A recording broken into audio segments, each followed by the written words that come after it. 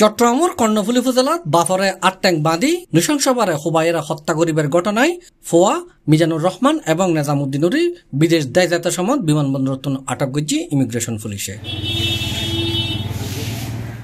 September ১২ তারিখ বৃহস্পতিবার ভোর ৫টার দিকে চট্টগ্রাম শাহ আমানত আন্তর্জাতিক বিমানবন্দরত ইমিগ্রেশন শাখাতুন ছোট ফোয়া মিজানুর রহমানরে কর্ণফুলী থানা পুলিশের কাছে সুপার্দ করছে বিমানবন্দর কর্তৃপক্ষ এবং ঢাকা শাহজালাল আন্তর্জাতিক বিমানবন্দরত বড় ফোয়া নেজামুদ্দিনুরি আটক করাই বলে নিশ্চিত করছে পুলিশে। এর আগে গতকাল রাতে নিহতর বউ লুৎফুন্নাহারের ঘটনাস্থল আটক করছিল কর্ণফুলী থানা পুলিশ।